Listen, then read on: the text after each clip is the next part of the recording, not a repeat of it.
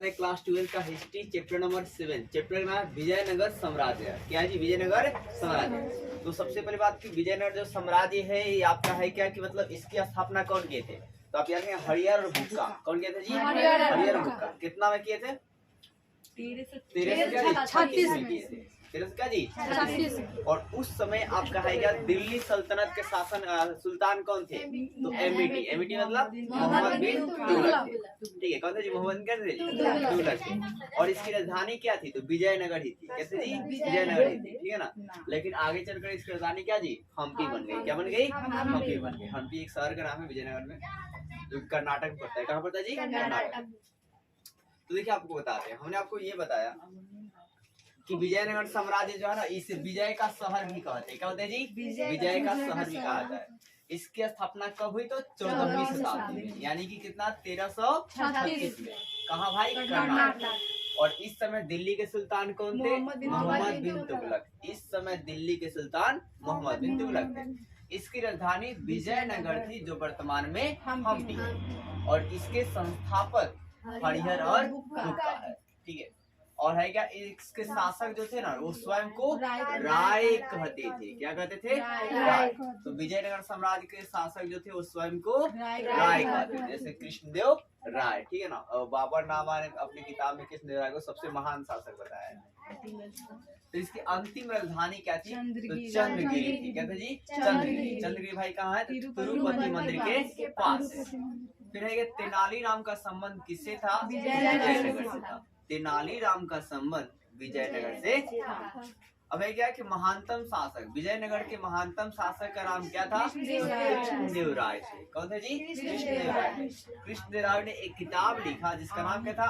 आमुक्तमाल्याद। क्या जी? आमुक्तमाल्याद। आमुक्तमाल्याद किताब कौन लिखे हैं? तो कृष्णदेव राय लिखे हैं। कौन लिखे हैं? कृष्णदेव राय लिखे हैं।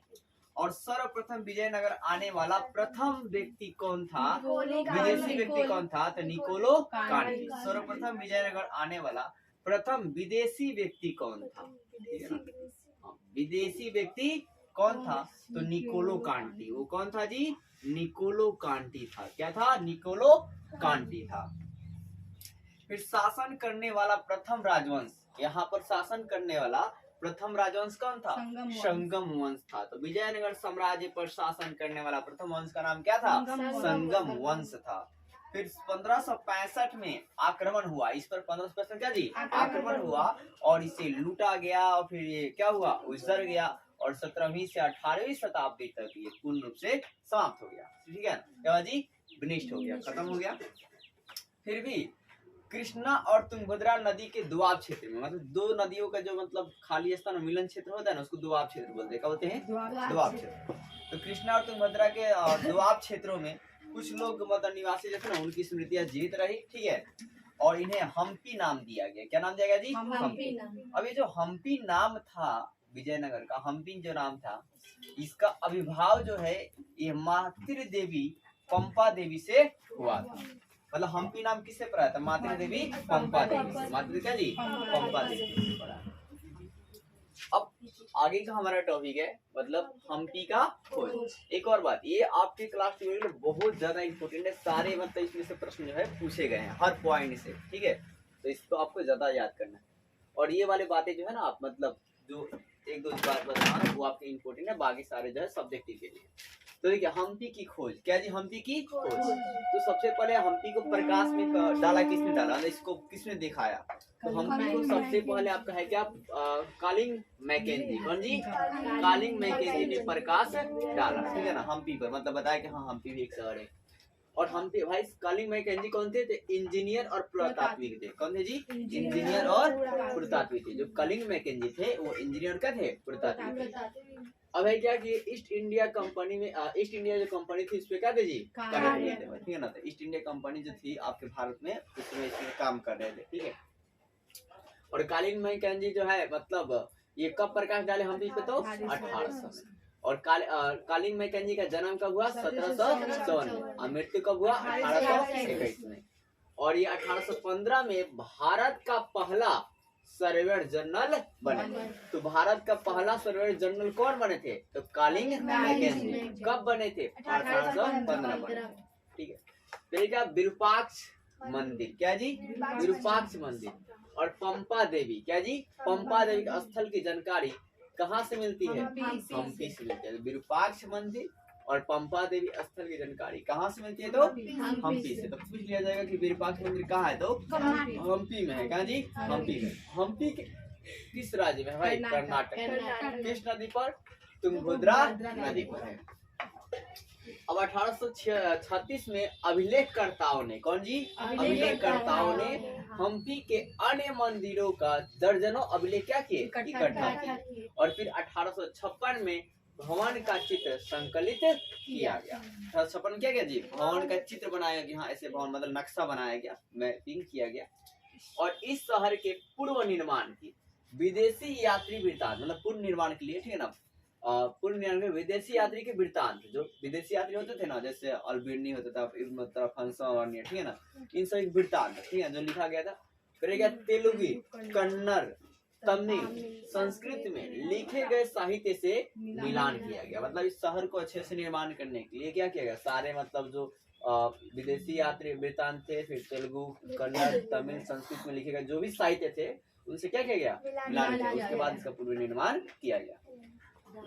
तो ये था आपका हम्पी की खोज की बात, ठीक है ना, कि हम्पी की खोज में कौन प्रकाश डाले, तो कलिंग मैकन। कलिंग मैकन जी कौन थे, तो इंजीनियर और पुरातात्विक। ये कब प्रकाश डाले, तो 1800। जन्म इनका कब हुआ था, 1754 में। मृत्यु कब हुआ, 1821 में। और ये भारत के आपका है क्या, पहला सर्वेयर जनरल कब बने, 1815 में। फिर विरूपाक्ष मंदिर, पंपा देवी के स्थल की जानकारी कहाँ से मिलती है, हम्पी से। हम्पी कहाँ है जी, कर्नाटक में। या विरूपाक्ष मंदिर कहाँ है, तो कर्नाटक में है। या पंपा देवी स्थल कहाँ है, तो जी कर्नाटक। किस नदी किनारे, तो तुंगभद्रा नदी किनारे, ठीक है, ये बात है। फिर अभिलेख करता, ये बातें को आप सिर्फ पढ़ लेंगे, उतना इम्पोर्टेंट नहीं, ये जो बात है इम्पोर्टेंट ज्यादा है। और ये देखिए, राय, नायक तथा सुल्तान। तो परंपरा और अभिलेख के साक्ष्य के अनुसार, क्या सुना आपने, परंपरा और अभिलेख के साक्ष्य के अनुसार विजयनगर साम्राज्य की स्थापना दो भाइयों ने, हरिहर और भूका ने 1336 में की। तो विजयनगर साम्राज्य के अनुसार, साम्राज्य का जो स्थापना किया कौन किया, हरिहर और भूका। ये किसके अनुसार बताया गया है, तो परंपरा और अभिलेखों के अनुसार बताया गया। कब किया जी, 1336। बात वहां भी बताया, ठीक है।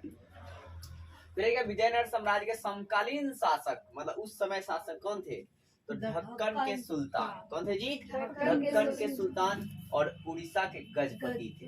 उड़ीसा क्या थे जी, गजपति। देखिए गजपति का मतलब क्या होता है, तो गजपति मतलब होता है जो हाथियों का स्वामी को गजपति कहते हैं। क्या बोलते हैं, हाँ, गज मतलब क्या है, हाथी। अब पति मतलब उसका स्वामी, ठीक है ना। तो हाथियों के स्वामी को गजपति कहा जाता है।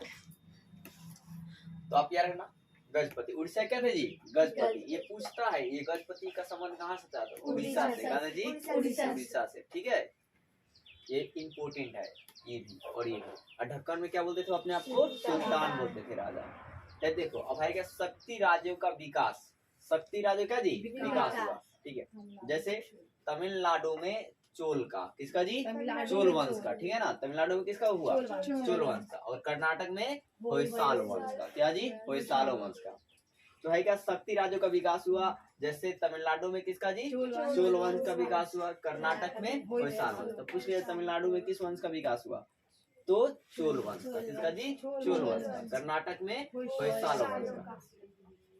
फिर क्या, समकालीन लोग कर्नाटक को साम्राज्यों की संज्ञा दी। जो मतलब विजयनगर के मतलब जो लोग थे ना, उसे जो लोग थे समकालीन उसमें लोग थे, उन्होंने विजयनगर को क्या कहा, कर्नाटक साम्राज्यों। क्या कहा जी, कर्नाटक साम्राज्य की संज्ञा दी, ठीक है। तो पूछ लिया जाएगा विजयनगर जो स्थानीय लोग थे उन्होंने विजयनगर को क्या नाम दिया, तो कर्नाटक साम्राज्य। अब देखिए, जो राजा थे वो तंजावुर के बृहदेश्वर मंदिर और बेलूर के चनकेश्वर मंदिर का संरक्षण किया। क्या क्या जी, संरक्षण किया। यानी जो यहाँ के राजा हुआ करते थे वो मंदिरों को क्या करते थे, संरक्षण। तो किस मंदिर का संरक्षण दिए, तंजेवर का बृहदेश्वर मंदिर। आपसे पूछे जाए बृहदेश्वर मंदिर कहाँ जी, तो तंजावुर में। कहा जी, तंजावुर। और फिर क्या, चनकेश्वर मंदिर कहाँ जी, तो बेलूर में। कहा जी, बेलूर में। अब देखिए क्या, गजपति का अर्थ क्या होता है, हाथियों का स्वामी। ये कहाँ के शासक थे, उड़ीसा के शासक के नाम था, ठीक है ना। 15वीं शताब्दी में, किस शताब्दी जी, 15वीं शताब्दी। फिर ये क्या है कि अश्वपति मतलब अश्व का स्वामी, अश्वपति मतलब अश्व का स्वामी। ये क्या थे, ढक्कन के सुल्तान, ठीक है। जो उड़ीसा के शासक थे वो हाथियों के स्वामी अपने आप को बोलते थे, ठीक है ना।